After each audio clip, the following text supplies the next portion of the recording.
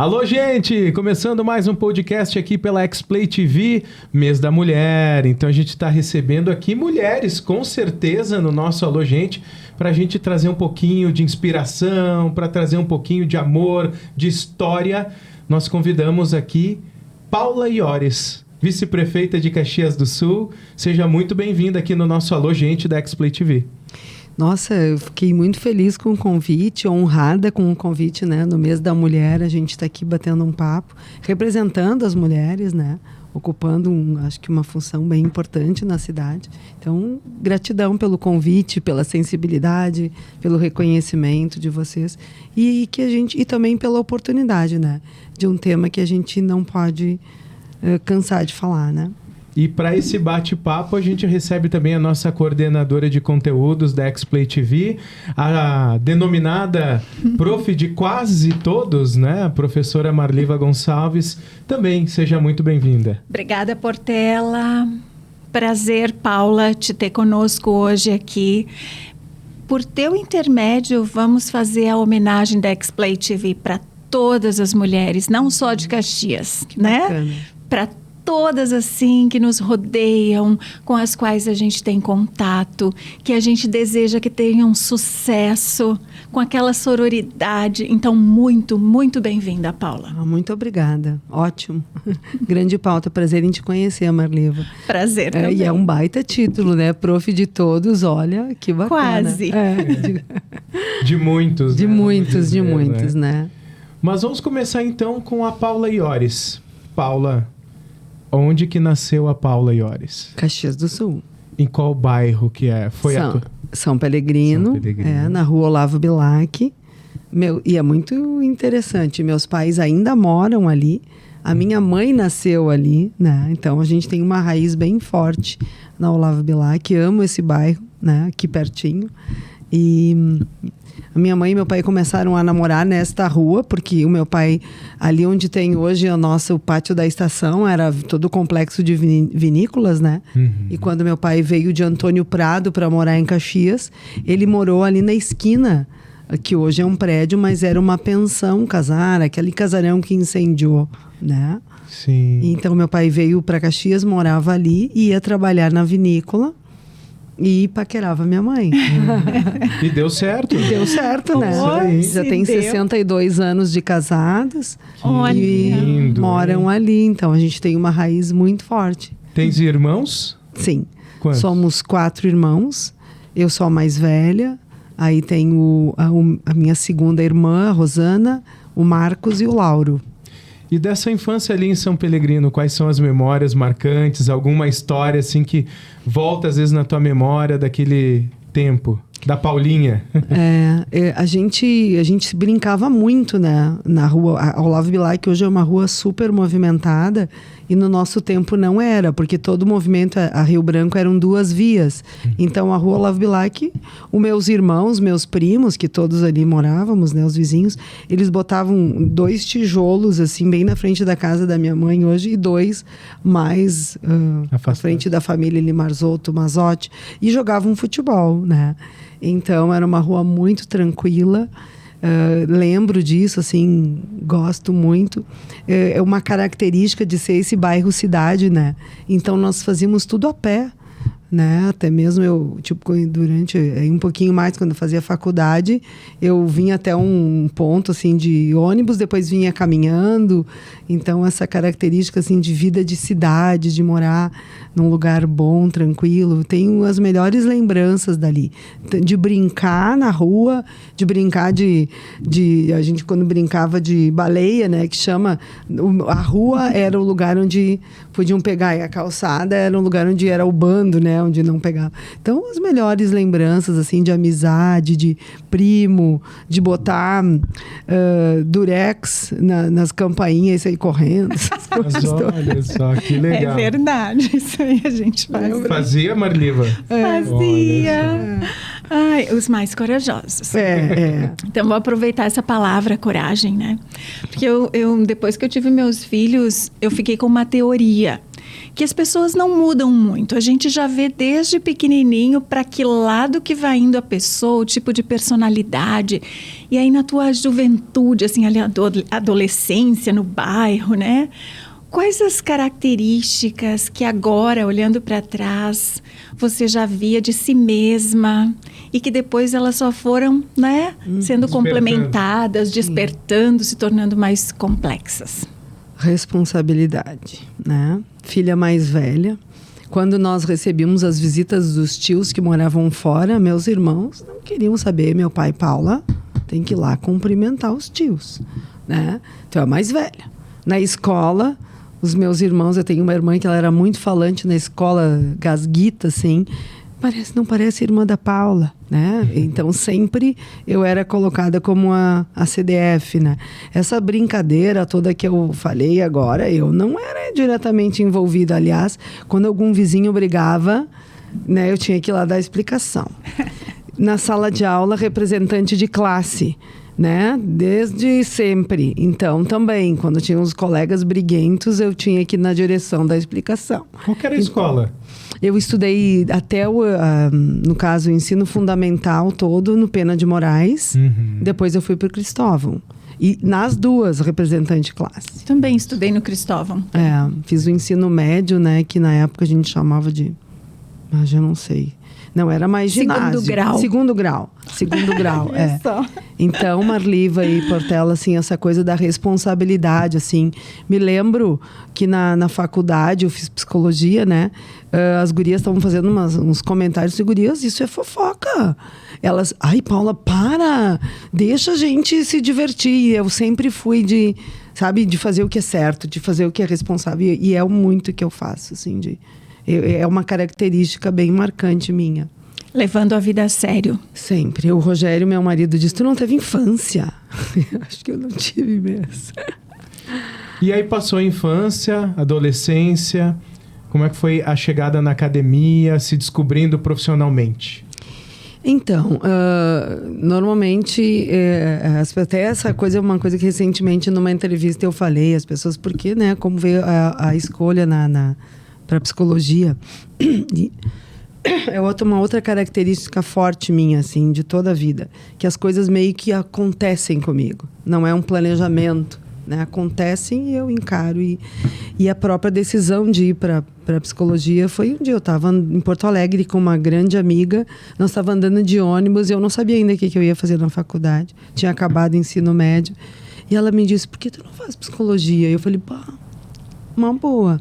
Então, fiz psicologia, por isso, gostei. E, assim, também, aí tu perguntou como é que foi, né, o início da vida profissional.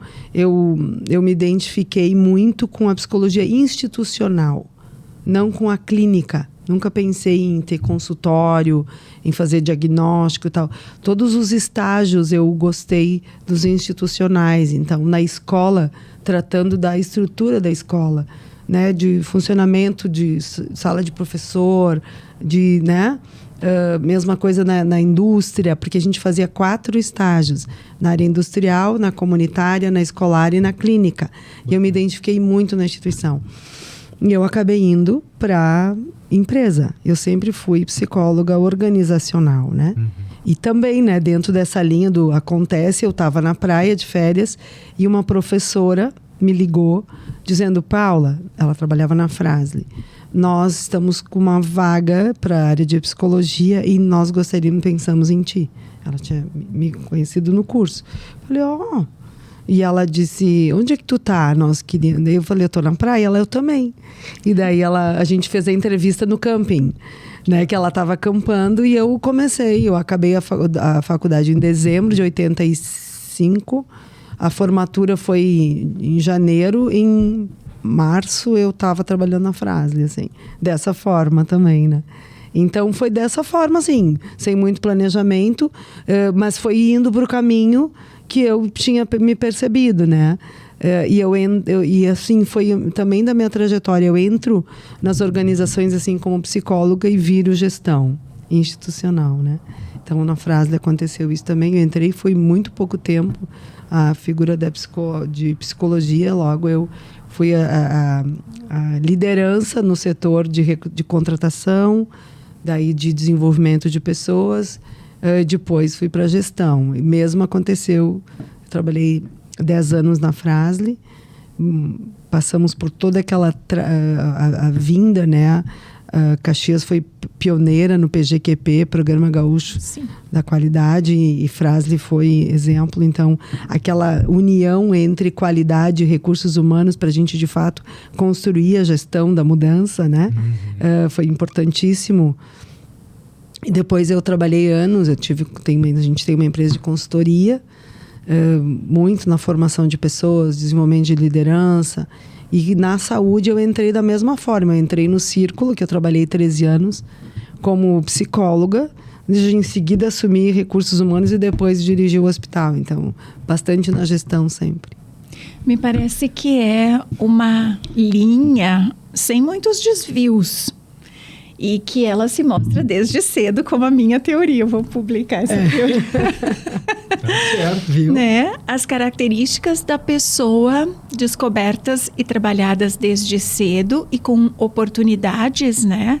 Vão te levando numa estrada que depois ela demonstra a tua essência também.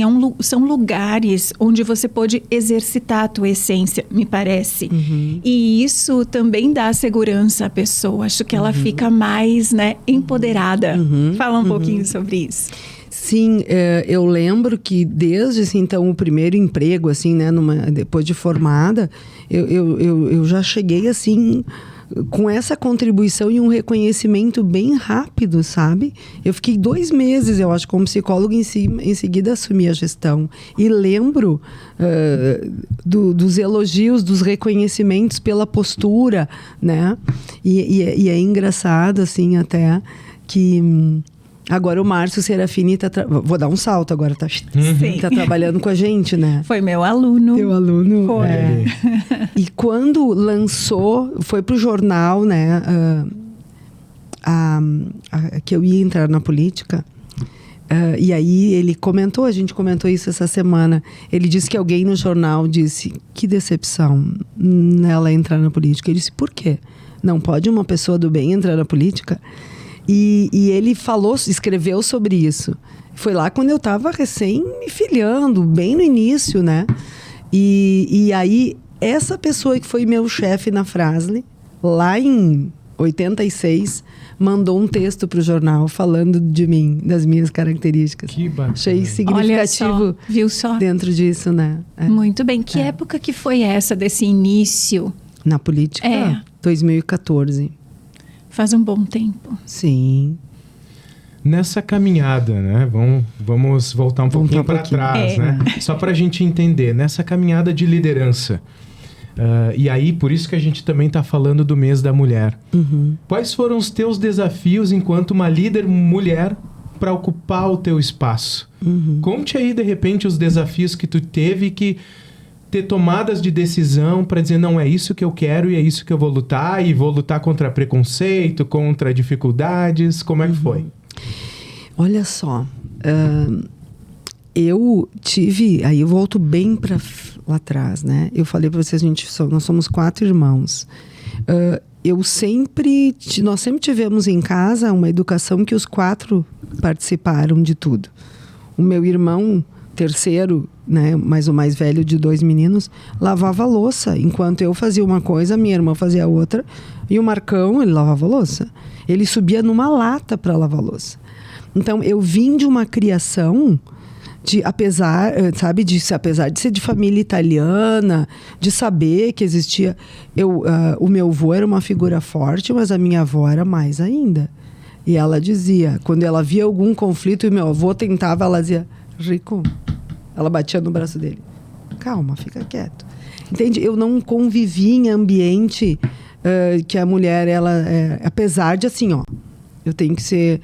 A minha mãe e a minha tia foram criadas para fazer enxoval, os irmãos estudaram, mas apesar disso, a minha mãe sempre valorizou que nós tínhamos que estudar.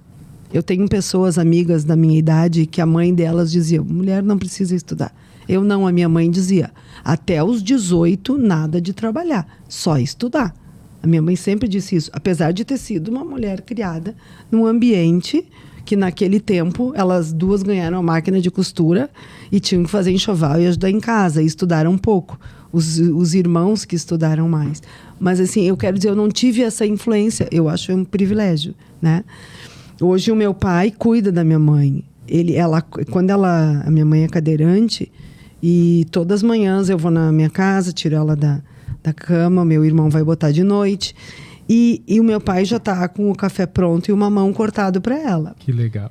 Então assim, ó, em todos os ambientes, eu tive muito mais ambientes masculinos do que femininos.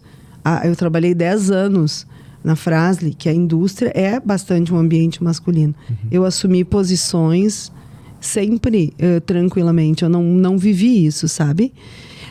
E chegando na saúde, daí é um ambiente mais feminino do que masculino, né? Eu vivi coisas de preconceito de classes, de defender, assim, tipo, sabe essa coisa de entre médico e enfermeira?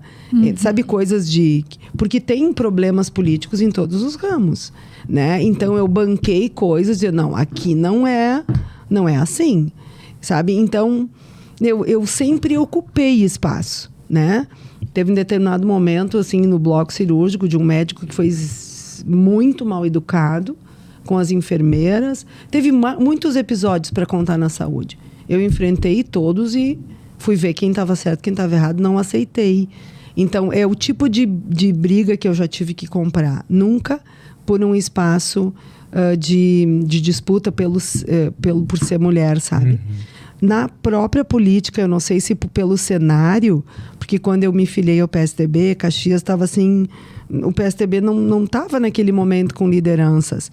Eu tive todo o espaço no Estado, tudo para ocupar esse espaço. Então, eu não tive que disputar lá para ser a candidata a deputada federal do PSDB, ao contrário, né? Então, eu pessoalmente não tive isso, mas eu reconheço que existe, né?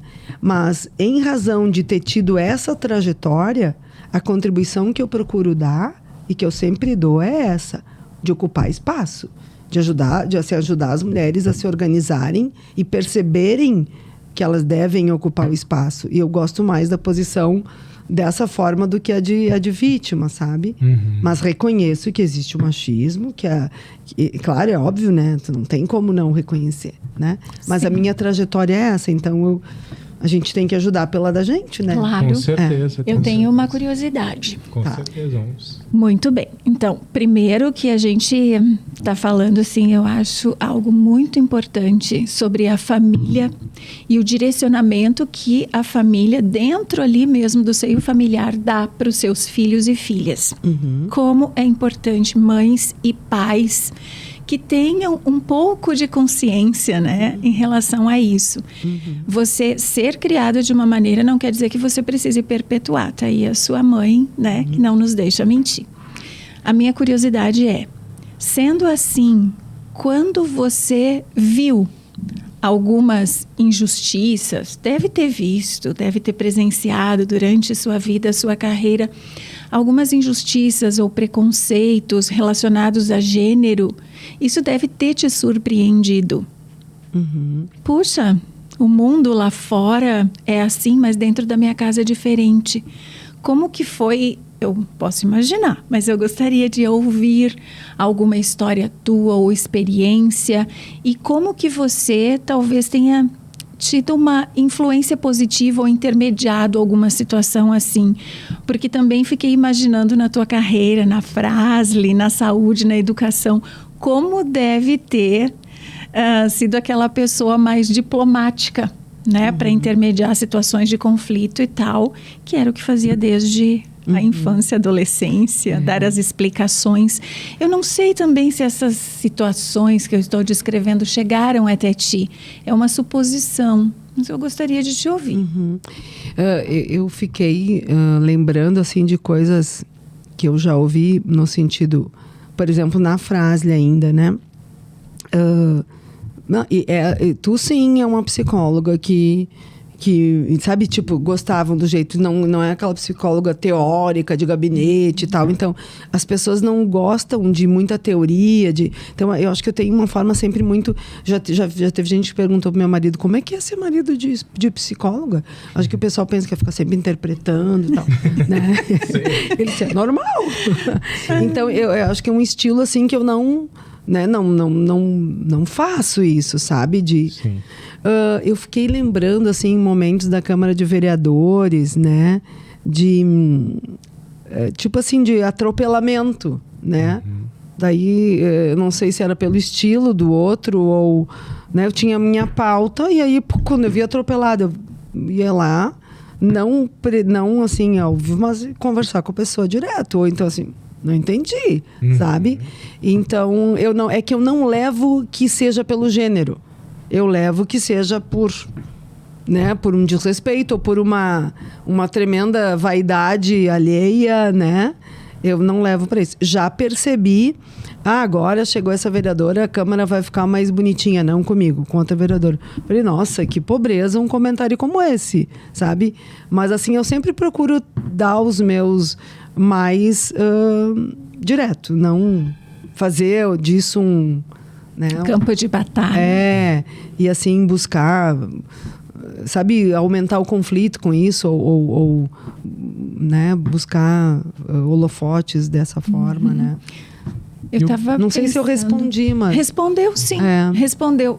Portela, só para completar, que às vezes as pessoas esperam das mulheres, como esperam dos negros, né? Que levantem as bandeiras e que toda mulher no seu ambiente fique nessa luta constante de gênero. Às vezes só a presença da pessoa, só ela ter chegado até o seu lugar. Né? A postura, o posicionamento, acho que tu vai tendo o respeito dessa forma, né?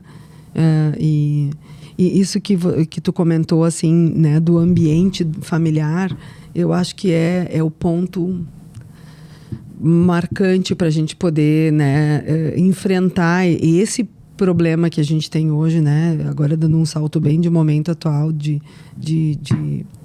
machismo estrutural. Aí é que está o problema, né? Na forma como são criados. Então, ontem eu estava com um dos grupos da terceira idade, né? Fui fazer ginástica com elas, coisa mais querida. Tinha até bisavó ali. Que legal. E aí, na roda de conversa, eu falei, gente, nós temos que estar atento como a gente está criando os filhos. Né? Desde o início, é o exemplo que a gente dá em casa, né?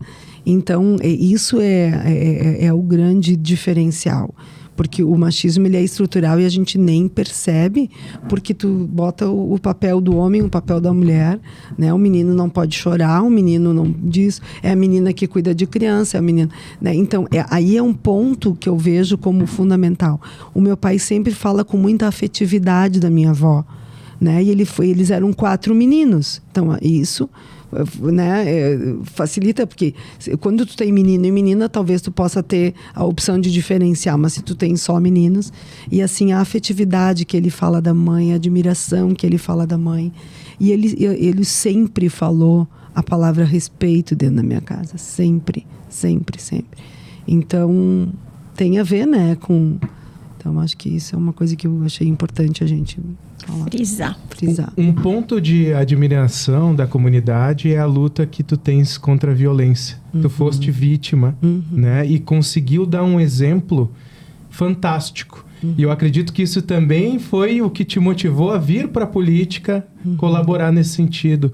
Como é que foi essa estruturação da Paula para transformar essa energia que aconteceu, que não foi nada boa, numa coisa maior? Eu conheci o pessoal da ONG Brasil Sem Grades, né? E já assim, na sexta-feira, quando foi descoberto de fato que o meu filho estava morto, que ele foi morto na terça-noite, eu só fiquei sabendo na quarta, ao meio-dia, mas eles só foram encontrados na sexta, no final da tarde, né?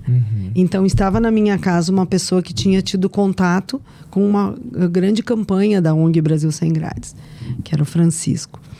Ele era, na época, presidente da RH Serrana. E ele disse, nós não vamos deixar isso assim, vamos fazer movimentos. Aí que começou o meu encontro com a RH Serrana. Não, com a ONG Brasil Sem Grades. E a ONG, ela tem 3 pilares. Agora a ONG não existe mais, desde o ano passado, né? Mas é o programa Pai Presente, o planejamento familiar e a luta pela revisão da legislação penal. Então, foi o pilar que eu mais entrei, isso que acabou me trazendo para a política, né?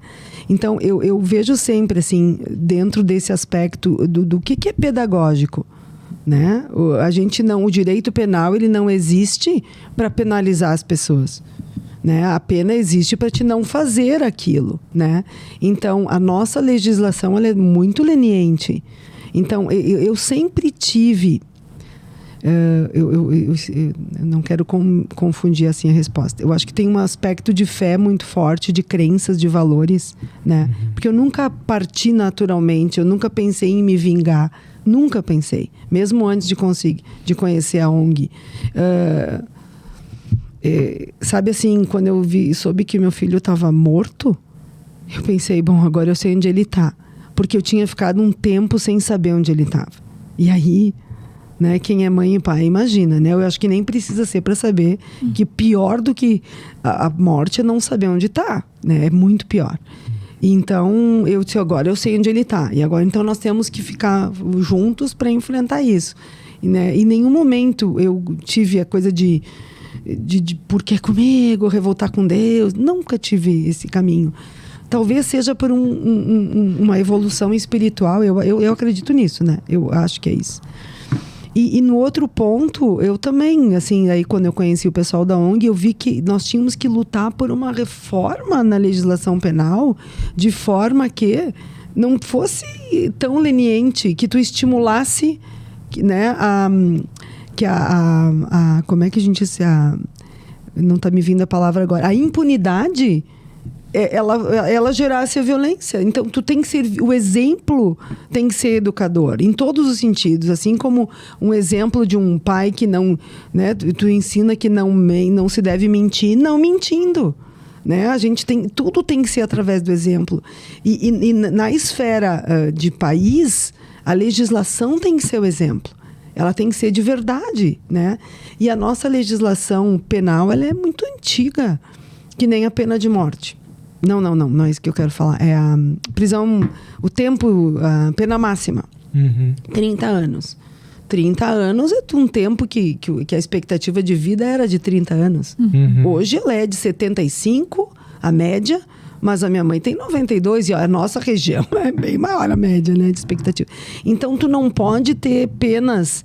Que elas não sejam educativas, pedagógicas. Então, sabe, a minha lógica de vida é dentro desses aspectos.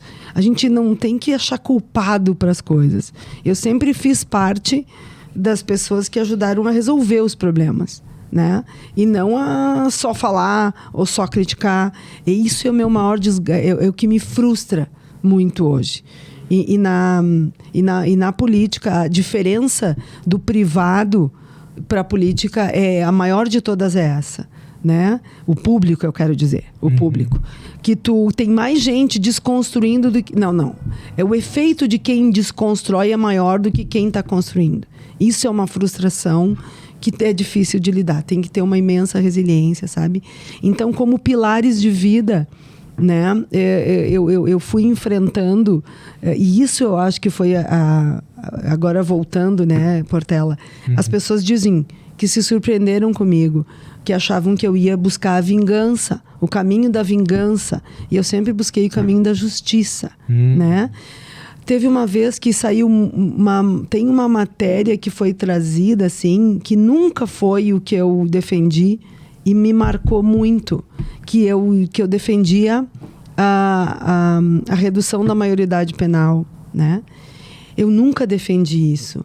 Eu defendia eu dizia assim, que era difícil para alguém que perdeu um filho assassinado, tu não quer saber a idade de quem matou teu filho, tu quer justiça. E não peça para aquela mãe compreender isso naquele momento. Outras pessoas têm que cuidar disso. E eu conheci, né? Quando eu estava fazendo formação em Brasília, para deputada federal, que eu concorri, eu conheci a Marisa Dippmann, que foi um caso conhecidíssimo. O filho dela morreu nos braços dela por alguém que em uma semana iria completar 18 anos. Então, não peça para essa mãe compreender isso, né? Então, eu dizia isso, não importa a idade, né? Importa que tu perdeu teu filho e tu quer justiça por ele. Conforme eu fui me inserindo nesse contexto e conhecendo o quanto um menor, ele recebe... A pena do menor, ela é imediata, a do adulto não é, sabe? O CASE aqui é uma prisão, né? Então, assim, tu vai conhecendo, aí tu entra em presídios e tu vê que aquilo é um absurdo, tu tem que lutar para aquela situação ser diferente. Mas não para ser um spa, mas para não ser um formador de bandido, né? Então, eu fui entrando nesses meios e conhecendo isso. Mas, em algum momento... Publicamente, eu cobrei isso de um colega de vocês, né? Jornalista. Como é que tu botou isso? Ele disse, Paula, eu te dei uma página inteira, mas tu botou uma frase que diz uma coisa que não é o que eu defendo. E isso marca, porque isso está registrado. Volta e meia, de novo, esses dias apareceu isso, que eu defendia a redução da maioridade penal. Não defendo. Então, eu sempre... Essa é uma injustiça em relação a mim, né? Porque eu defendo dentro assim do tempo de internação. Eu acho que 3 meses é muito pouco, porque um menor de idade que está no mundo da droga, do crime, faltou muita coisa para ele. Faltou família, faltou estudo, faltou segurança, e aí o Estado vai ter que dar isso. E não é em 3 anos que tu dá. E já 3 tem... meses. O tempo é 3 anos, mas a média é muito menos. Saem bem antes. Bem antes. E já tem pesquisa sobre isso, que muitos morrem quando saem de lá. Porque o crime vai lá e coopta eles. Ou eles são mortos, ou eles voltam, né? Então, isso eu defendo. Maior tempo de internação para salvar aquele jovem, né? Mas, enfim...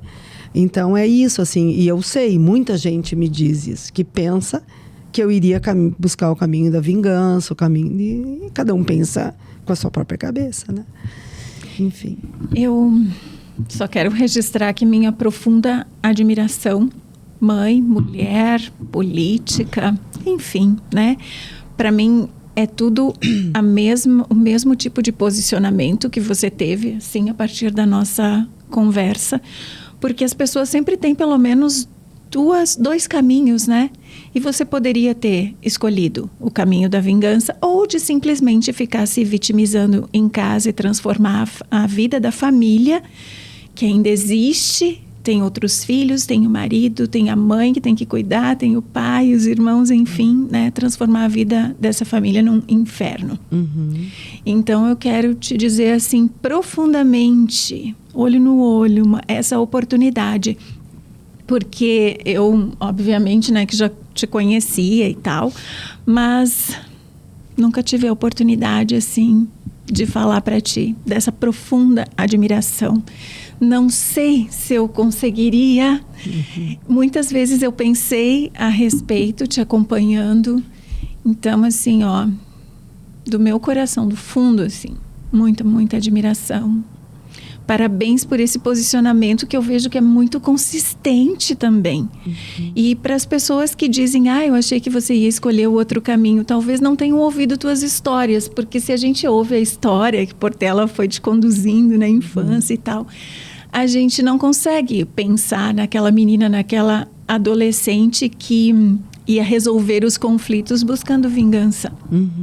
Compreende? Sim. Não era compatível, não. Né? A gente está aqui nos psicologismos, né? Peço desculpa aos psicólogos. Claro. Minha filha faz psicologia, ela diz, mãe, não inventa. A gente estuda não sei quantos anos. Então, são psicologismos, mas são as minhas ideias também de jornalista, de mãe, de mulher, pessoa. O legal na trajetória da Paula é que ela inspira. Né? Então, isso que é muito bacana, e independente se fosse homem, mulher, mas a pessoa Paula Iores, ela inspira a todos, né? Então, aí a política te pegou, E aí tu foi para Câmara dos Vereadores de Caxias do Sul. E aí como é que foi essa chegada lá? Tu disse que teve essa situação de às vezes uns colegas atropelando e tal, mas como foi a tua experiência para a gente chegar na Paula vice-prefeita? Como é que foi essa construção? Bem, eu nunca imaginava na minha vida, primeiro, né, a gente não falou isso, mas nunca imaginava entrar na política. Daí a questão do deputada federal, por que começar? Já por deputada federal, tinha gente até que me julgava, que eu me achava. Eu falei, porque eu quero lutar pela mudança da legislação penal. Não é por outro motivo, não. Tanto que se eu não me eleger, eu vou voltar para a consultoria. Sim. E o partido me ofereceu cargos e eu não quis. Gastei a minha reservinha assim, de fundo de garantia, que eu tinha pensado que ia usar, né, depois, mas não fui para cargo nenhum. E aí, então, na medida como eu tive uma boa votação, acho que foi aí o divisor. Se eu tivesse tido, sei lá, 5 mil votos, tal, não, mas eu fiz quase 22 mil votos, né, na primeira eleição. Eu virei presidente do partido e tal. Bom, então, para manter, mas nesse período, para ir para ser vereadora, tem muita gente que não sabe isso, mas foi, assim, uma das únicas. Sabe que eu precisei fazer terapia para ver se eu realmente continuaria, sabe? E aí, assim, a conclusão foi sendo eu mesma, então vamos lá, né? E uma das coisas que eu lembro que quando eu entrei, eu assim, foi instalada uma frente parlamentar de enfrentamento da violência, que era a forma, que não queria uma forma, de agressiva, queria enfrentar a violência. Tu não tem como diminuir, quer dizer, tu não tem como acabar, tu não tem como, mas de enfrentar, né? No sentido de tomar ações necessárias. E aí, assim, tinha uma pessoa que eu gosto muito, respeito muito, ela trabalhava comigo na bancada, ela assim, tem que conversar com os vereadores para negociar para que a tua frente seja aprovada. Eu falei, como assim? Né? Eu vou pela lógica, vou defender as ideias, por que eu acredito que tenha que ter? E daí, sabe que é o formato, né? De tomar lá da cá, negocia, que daí tu fala, não, eu não tenho nada para trocar, eu quero ir pela lógica. E eu me lembro quando eu fui falar com o vereador Rodrigo Beltrão, porque ele era o presidente da Comissão de Segurança e Direitos Humanos. E a atuação da Comissão de Segurança sempre teve uma marca mais de direitos humanos, assim, do que da parte de segurança. Era mais das coisas, assim, de pautas de... E eu não conhecia ele, assim, né? E ele eu falei, Rodrigo, tu é o primeiro que eu vou vir conversar sobre isso, porque eu quero propor uma frente assim, mas não é para competir. Ele disse, nossa, foi muito legal falar com ele, né? Ele disse, olha, tenho uma admiração pelo teu trabalho. Ele me disse, eu pensei que ia chegar assim uma fascistinha na Câmara de Vereadores. Tem o Rodrigo. O Rodrigo, né? E aí, eu fui conversar com ele para dizer por quais eram os motivos. E ele disse, olha, quero te dizer que eu sou super a favor dessa pauta, que não tem essa coisa de esquerda defender uma coisa, direita outra, né? Então, sabe, a forma como eu fui buscando foi dessa forma, né, com valores. Eu me lembro numa ocasião, assim, quando o Guerra estava querendo tirar a verba de representação dos cargos de secretário, que é um absurdo isso, né? É uma pauta que ninguém gosta de enfrentar, mas assim, imagina que secretarias, olha o orçamento das nossas secretarias, né? De 500 milhões anos, são empresas. Aí nós temos lá alguém que ganha 13 mil reais, onde no mercado é 30, 25, 28 mil reais. Eu hoje ganho como vice-prefeita, o meu salário é o que eu recebi em 2014, sabe? A minha remuneração, né? Então, a gente precisa ter pessoas à frente das secretarias com qualidade técnica para resolver os problemas de uma cidade que tem uma complexidade que é a nossa. O que eu fiz na época? Eu peguei uma pesquisa de cargos e salários da RH Serrana para mostrar no mercado o quanto valia aquele salário, que não tinha sentido tirar a verba de representação, sabe? Então, agora eu acho que eu me perdi no curso da conversa. Mas assim, eu quero dizer que como é que eu entrei na Câmara? Isso. Dessa forma. levando o que eu... Sempre a forma como eu atuei no privado, levando a lógica para as coisas, sabe?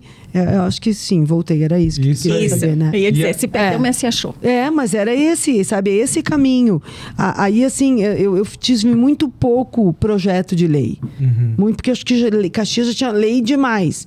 Se eu tivesse competência, assim, mais na área jurídica, eu ia fazer consolidação das leis, reforma de código de postura e tal. Então, eu tive muita sempre atuação, prevenção ao suicídio, as caravanas de segurança, indo para as comunidades, conversar com o pessoal, sabe?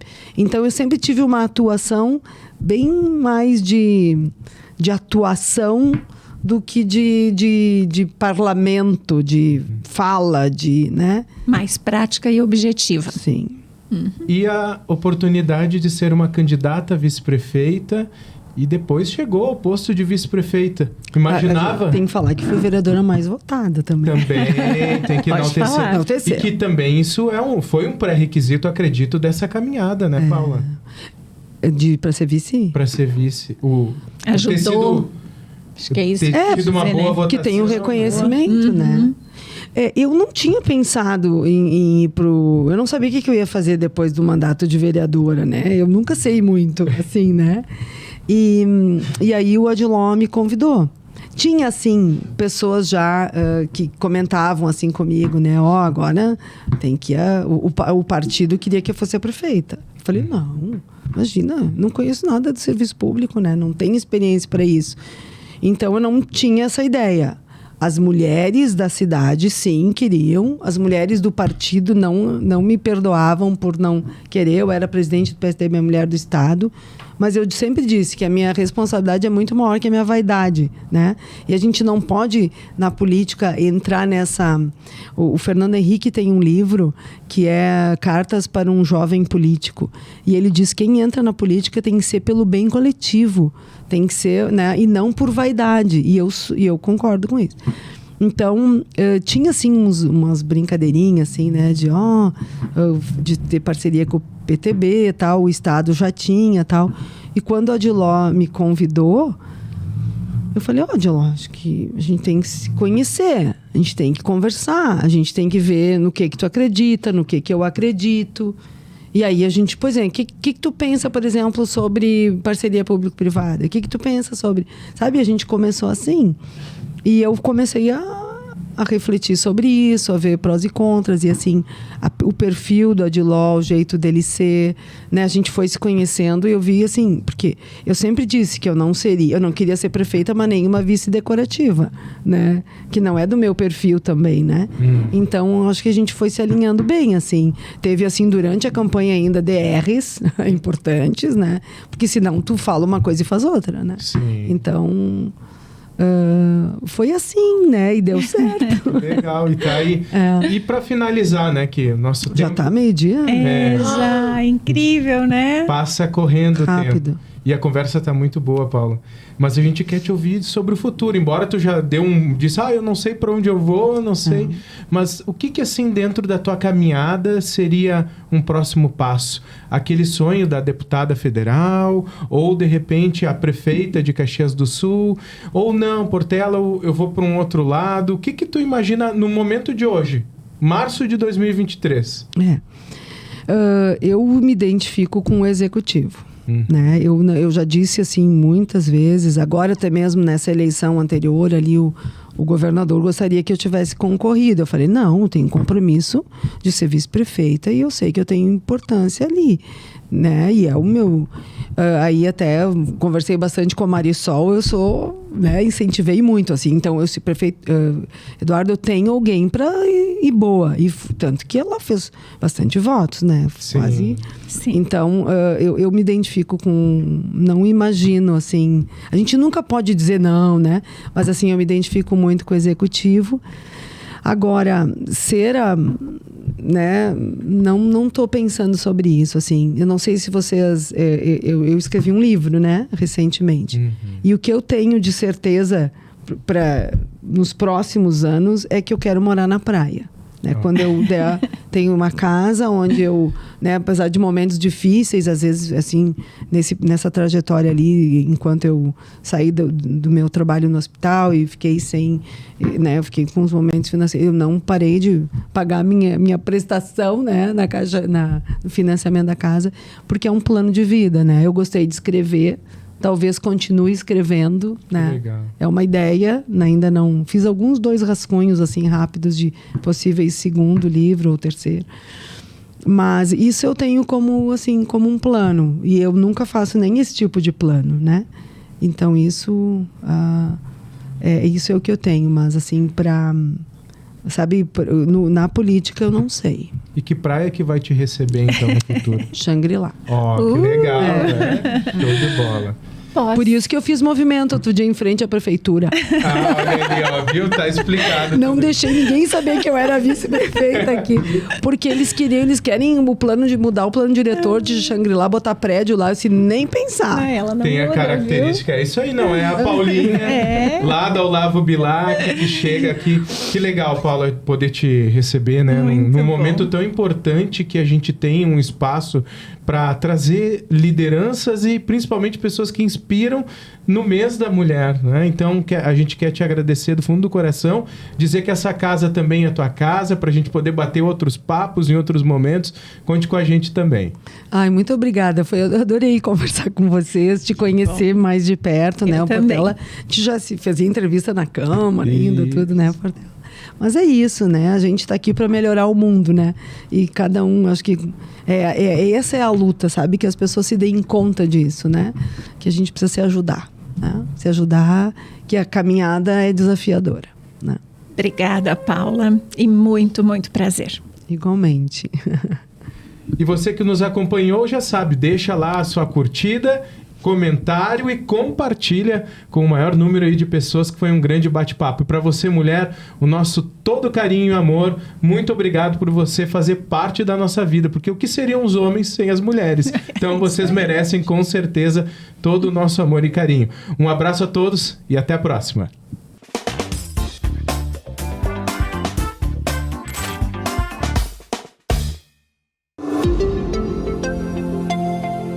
Sorria, você está na X-Play TV.